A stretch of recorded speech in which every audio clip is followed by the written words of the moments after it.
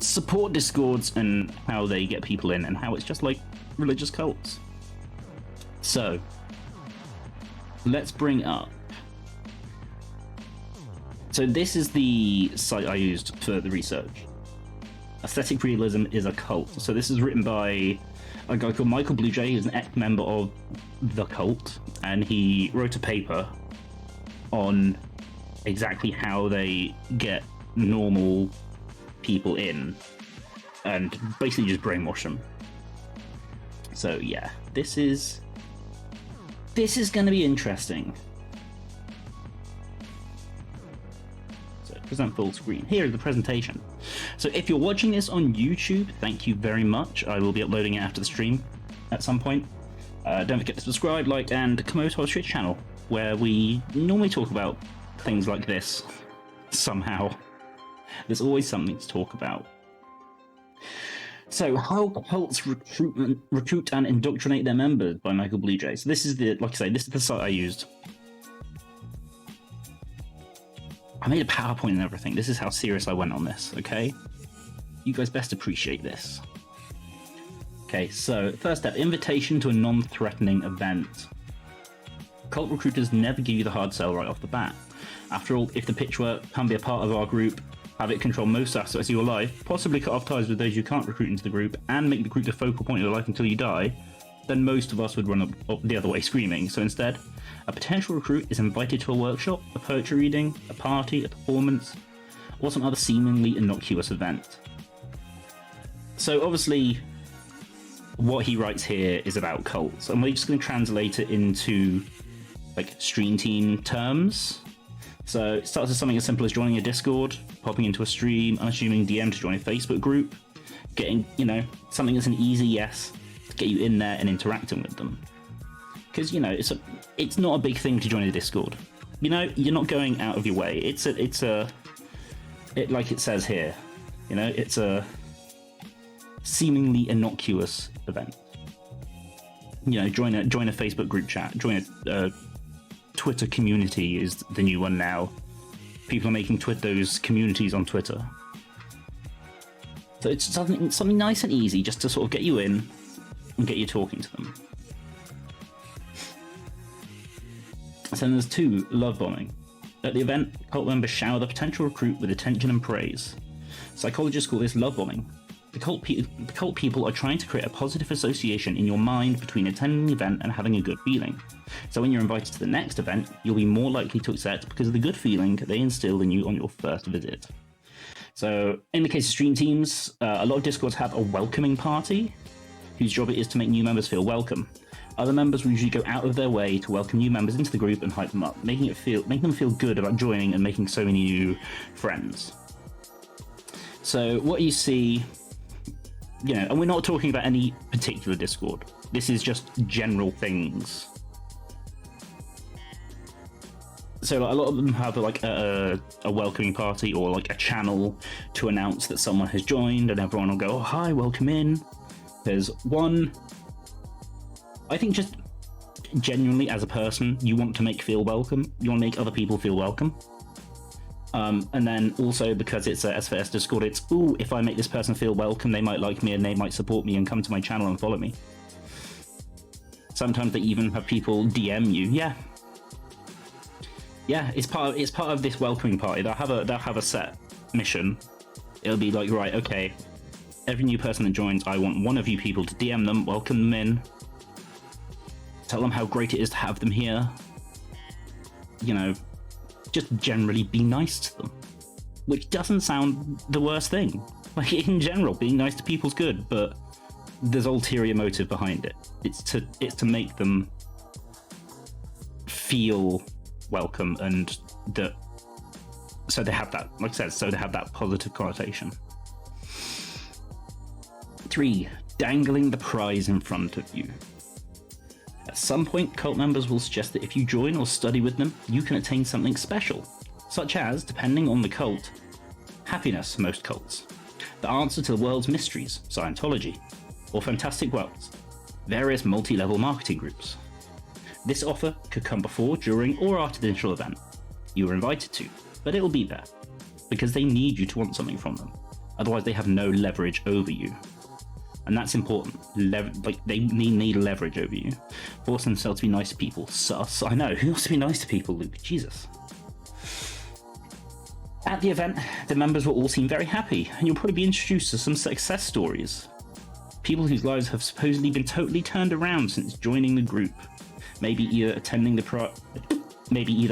prize or being close to doing so. Now, so these success stories say they are finally really happy, or they understand how the world works, or they no longer whatever, or they've made lots and lots of money, etc. You're supposed to look at them and imagine yourself attaining that same prize. We all know exactly how this translates. The groups like these always obsess over viewer numbers, raid numbers, success stories, telling you how many people they have made affiliate, how many people they have huge raids, how many people have seen their follower count skyrocket. They need you to want it. So yeah, as soon as you join these groups, they'll have a thing. Probably, like if it's a Discord, they might have an elevated user list that say like partners, things like that. They'll make sure to tell you, oh, we made 50 people affiliate last month, or we've partner pushed X amount of people to get their partnership. They'll always, the most popular one at the moment is just everyone saying how amazing they are by raiding with so many people, such small people. They're so great, such nice people. And this is all dangling the prize. It's like, we rate, I gave this guy a huge raid. You want that, don't you? You want huge raids, you want big numbers, you want partnership. And that's them dangling their pride in front of you. For extracting an agreement from you that you want the prize. After introducing the prize, they get you to agree that you want it. This is actually pretty easy because the prize is usually attractive. Who wouldn't want it? And because admitting your interest in it seems safe because you don't see any obligation attached. The pitch might sound like this. You want X, right? Once you agree, the CULTS have sunk that important hook into you and they'll use it. By the way, notice some of the psychology here. They don't tell you what you should want. They get you to articulate it. They're trying to get you to feel like the idea came from you. In the future, you'll be less likely to argue because you'd feel like you'd be arguing with yourself. Once you say what you feel out loud, it becomes part of your identity. Unfortunately, that means you're taking the first big step into identifying with the cult. If you need to mention that you're great for doing XYZ, then you're kind of lame. I mean, it's virtue signaling, that's all it is. So, stream teams, you want to be affiliate, right? You want to be a successful partner, right? What are your streaming goals? You need to say those words and admit one thing is important. So, they'll always ask you, what are your goals with streaming?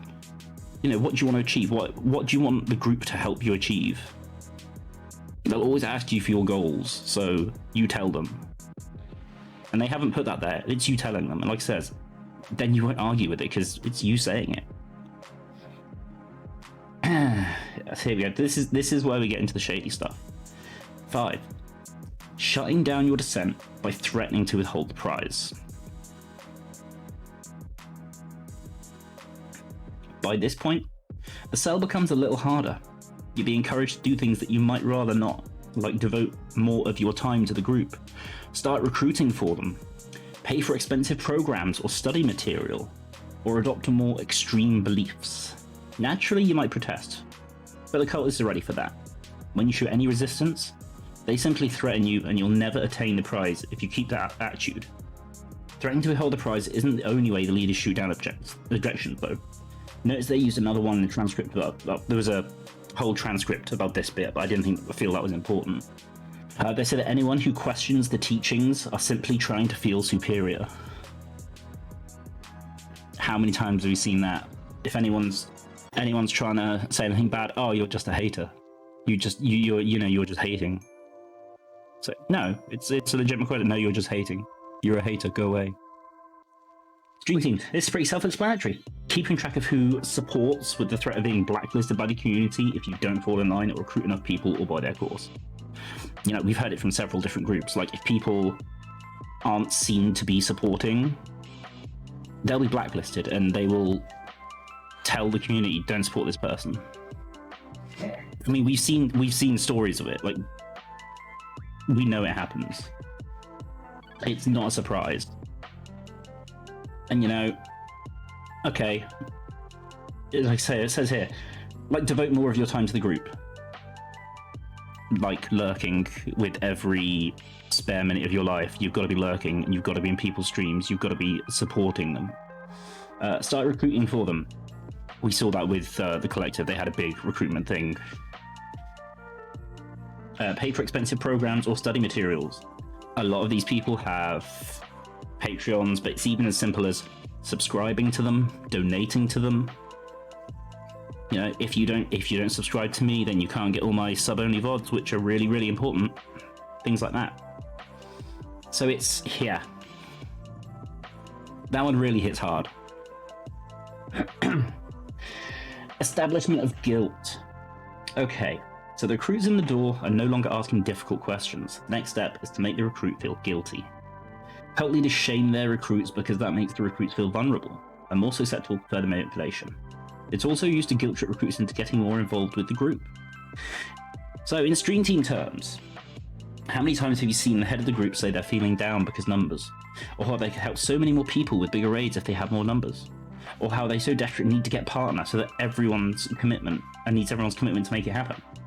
Making the group feel bad for not attending streams or helping with the recruitment. They'll find any way they can to make you feel guilty for something. It's horrible, disgusting. But it works, and that's why they do it. So this is, you're starting to see now how these stream teams support Discords. You know, the evidence is there. They're using the same tactics as these hardcore religious cults. I mean, this cult that the guy was in, Aesthetic Realism, I think it was some kind of I think it was like a gay conversion group or something like that. It was crazy.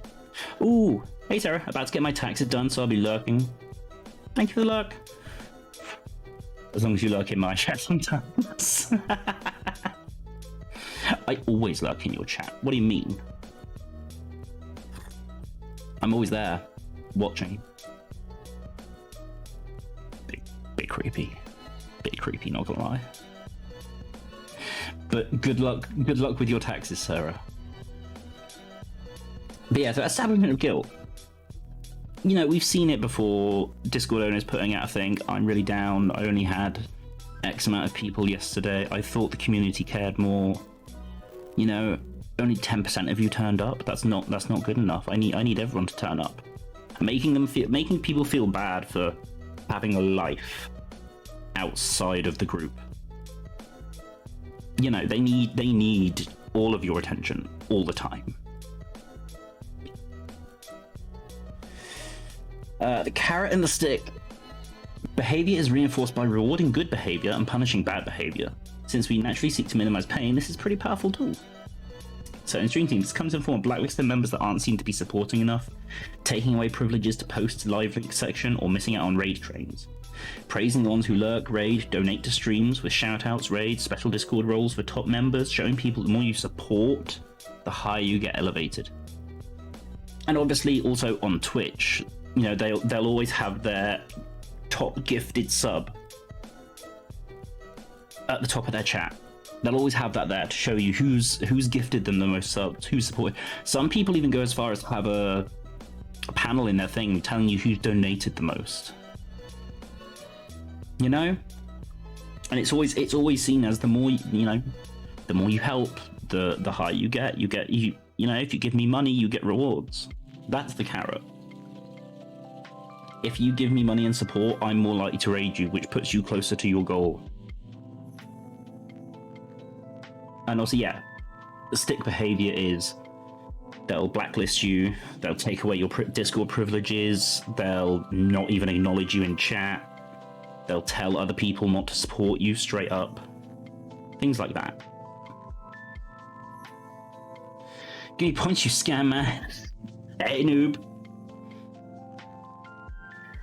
Okay. And this is the big one. This is the one that when you read it sounds fucking ridiculous, but then when you actually break it down and look at it, it's scarily accurate still. So, control of identity, information, and environment. The above explains how a recruit gets sucked in. Once a recruit is firmly in, more advanced techniques can be used to keep them in. One of the most powerful is getting members to disassociate from their previous family and friends. Not all cults do this, but those which do are able to hold a tighter rein over the members. However, these and other methods are a bit beyond the scope of this article, which was to explain how even rational, intelligent people can slowly get sucked into a cult group. Now you know. So when you compare that to a stream team, you kind of think, oh no, that's fucking ridiculous. Like, they're not going to cut you off from your family and shit. While this sounds extreme, there are similarities to what stream teams / discords do. How many times have you seen, you must use our graphics, eliminating the identity of the streamer and turning them into a billboard for the group? You can't join any other groups. We can be the only one. Often alienating them from friends and connections they've made in other groups. You can only raid or support people in the group, isolating them further from their friends they may have made before. You know, there are parallels there. It might not be as extreme as cutting you off from your family and taking away your whole identity. There's definitely parallels there. You know, you always see it. You must use our panels, or you must use our team graphics on your stream. The moment you put someone else's graphics on your stream, that's not your stream anymore. I did it with the first group I started, but it's only if they wanted to. If people want to use graphics, that's fine. But making it a requisite is not fine. Because the moment, like I say, the moment you're forced to put something on your page, especially if it's like big, like I've seen stream teams and like that, well, not even like that much of the screen comparatively is taken up by this big team blah blah blah logo, or I am part of blah blah blah, you know? And normally it's a very colorful, eye-catching design, so when you click on someone's stream, that's the first thing you're going to notice. It'll either be bright and eye-catching or animated. It's designed to draw your eye to it, so the first thing you see when you click on someone's stream is that.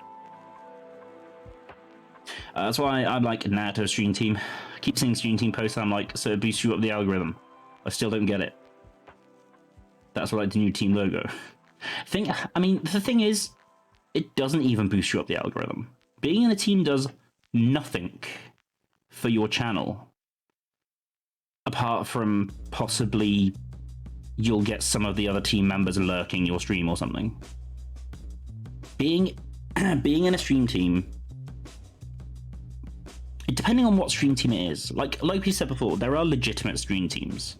Like if it's a company who have a lot of partners or affiliates, they'll make them to show off and go, hey, these are the people we sponsor. It's like a little fan club. Exactly. Most stream teams I see nowadays, it's someone's got a partner and they're just using it to push their brand out. You know, they'll name their team after themselves and they'll go, hey, it's team blah blah blah, and they'll recruit hundreds of people. It's like, what's the point in being in a team if the team is like over 100 people? How is that meant to help your discoverability? The only reason I like running a group I'm in, it's all fam. I mean, yeah, if you run, there's a difference between running a group with small friends and running a group with the intent of pulling in hundreds and hundreds of people and leeching off them. Like I'm in a support Discord. It's just me and a few other streamers, and we just talk shit and talk business and stuff. You know? Oh, I know you run a cult, noob. You've been running cults for years, man.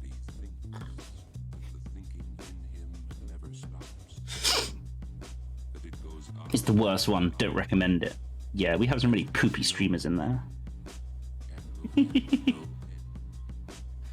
So yeah, it's, you know, like I say, while it sounds crazy, there is so much actual parallel between the tactics that they use and the tactics religious fanatics use. It's crazy. And not all teams will use all of these methods. Some teams you might only recognize a couple of things that they do. Some teams will go full on and like use all of these methods. But yeah, it's like the raiding and supporting people in the group only. You know, like chances are by the time you got to join a group, you'll have like a lot of friends that stream. And to be able to go, oh, sorry, I can't raid you anymore. I can't support you. It's ridiculous. It's just, it cuts you off and makes you rely on the group. That's what they need. That's what they need. They need the person. The group needs the person to be solely reliant on the group for everything. Hey, Sinful. Welcome to the den. You raid to everyone in and out of group? Yeah, well, like I say, yours isn't like a shady group. There's just you and a few friends. You are not... You don't run the group with the intention of pulling in a lot of people. Haha, 500 points, scammed. You know, you don't run your group with the intention of pulling a load of people and using them to leech views off. There's a big difference. Like, you can have a Discord full of your friends. There's nothing wrong with that. You can have a Discord full of streamers that are your friends, and it's... And that's like, yeah, you can have Discord full of friends and it's absolutely fine. And you can have your own little team, that's fine. It's just when you start pulling mass amounts of people in and using them to try and further your goals that it gets a bit dodgy. Which I know you won't do. You're a good guy, Noob. So I'm just trying to think. That was it. That was the last slide. Look, I made slides and everything. I don't think you appreciate how much effort I put into this. Right, I run the group for my streamer friends who don't want to run a Discord, but wants one. Yeah, I mean, that's fine. If it's just like a melting pot, as we call it, where it's just like, here's people, all in one thing, blah. No one tells me how to run my channel, rate who I want, when I want. The aim is to do it for fun, but you always fixate on affiliate or numbers. Yeah, I know. I know, and it's sad. People think as soon as you hit affiliate, you're going to make mad money, and as soon as you hit partner, you can quit work. That seems to be the mindset behind it.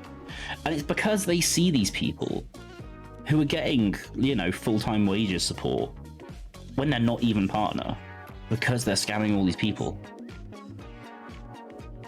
And that's why these things keep happening, because for every one person that does it, 10 people see that person and go, shit, I could do that. I like to see people hit affiliate. Me too. I've helped a lot of people hit affiliate. I don't boast about it because what's the point? Don't ever ask them for anything just by helping. Yeah, exactly. Same here. Like I say, I've helped a lot of people hit affiliate. I never mention it really, because what's the point? Yeah. Hi from Sinful. Sorry. He's sorry he can't chat because Twitch won't verify his number, but he's here and watching. That's okay, Sin. I enjoy lurkers, it's fine. But yeah, and like I said, we're not... Thank you for the follow. Like I say, we're not talking about any one Discord in particular. This is just general things that I could, you know, reading this, I can think of at least 20 Discords, current, past, that have used these tactics. You know, it's not... These aren't specific to any one thing. This is a general overview of what happens. Like I say, some stream teams might only use, like, a couple of these tactics. Some will go balls to the wall, use all of these, cut you off from your friends. That's another thing. How many times have we seen in cults, or heard of in cults, Discords? I mean, the word's interchangeable at this point. How many times have we seen, oh, this person has gone against the rules, you know, you can't associate with them anymore. I've seen people send me DMs that they've got and said, look, this guy's saying I can't do this anymore. And it's shocking. It's horrible that they have that kind of power, that they've manipulated people enough to have that kind of power. And normally it does all come crashing down at some point, as we've seen many, many times, not just recently, like historically. This is going like, I've been on Twitch for what, nearly 5 years now. I have seen so many of these groups rise and fall and rise and fall. Like before, a lot of if you don't sign a contract, they can't hold you to shit. Legally, no, but legally is not the issue here. You know, they're not legally controlling you. They're, you know, it's all manipulation. And the sad thing is, they can control people. They do control people. Hell, hundreds of people every day sign up to these. If they make you sign a contract and I'm not going to pay you, don't sing it. Yeah. But that's the thing. They don't need legal jargon. They don't need contracts. Because in the person's eyes, they have what you need. And you need to play nice to get that thing. It's what we said going back to this slide, dangling the prize. Like, they get you to admit that you need what they're offering. You want what they're offering. As soon as you admit that you want what they have to offer, that's when they know that, okay, we can get this person, that's fine. That's fine. That's why they always like, oh, what's your goals? What's your goals? It's so edging.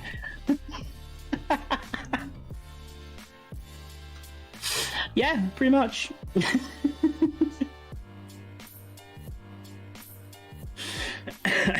So yeah, once you tell them, yeah, I want to be a partner, they're like, great.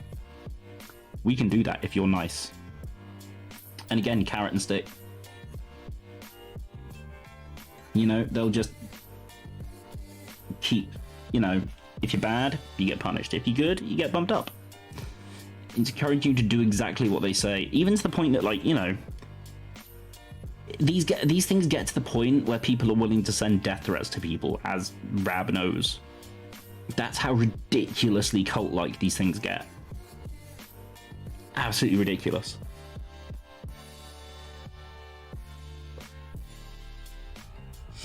And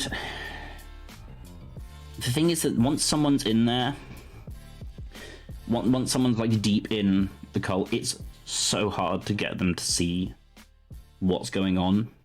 They will always make excuses. I mean, how many people did we see make excuses for BRG before everyone finally just went, no, there's too much. There's just too much. How many people did we see make excuses for him, defending his behavior, defending his, you know, abuse of people, defending his fake giveaways, things like that. Like, people are willing to fucking die on that hill for somebody when they're that deep in. It's crazy. It really is crazy.